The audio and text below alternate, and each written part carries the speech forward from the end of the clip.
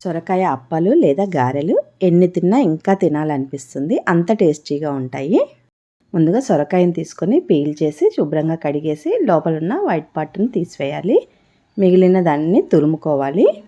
చిన్న హోల్స్ కాకుండా పెద్ద హోల్స్ ఉన్న వైపు తురుముకోవాలి. మిక్సీ జార్లోకి అల్లం, పచ్చిమిర్చి, వెల్లుల్లి రెబ్బలు, కొంచెం ఉప్పు వేసి మెత్తగా మిక్సీ పట్టి సొరకాయ తురుములో వేసుకోవాలి.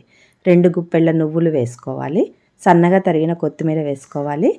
కొద్దిగా బియ్యపిండి వేసుకొని నీళ్ళేమీ పోయకుండా గట్టిగా ఇలా కలుపుకోవాలి. అలాగే సన్నగా తరిగిన ఉల్లిపాయ కూడా వేసి కలుపుకోవాలి. ఇలా కలుపుకున్న తర్వాత ఒక కాటన్ క్లాత్ పైన తడి చేసుకొని అప్పాల్లాగా ఒత్తుకోవాలి. మధ్యలో హోల్ పెట్టుకోవాలి. ఒక్కొక్కటిగా తీసుకొని కాగుతున్న ఆయిల్లో వేసుకొని అటు ఇటు తిప్పుకుంటూ ఎర్రగా వేయించుకున్నామంటే మనకి సొరకాయ అప్పాలు రెడీ అయినట్టే. చాలా టేస్టీగా ఉంటాయి. ఒకసారి ట్రై చేయండి. నచ్చితే లైక్ చేయండి. Thank you.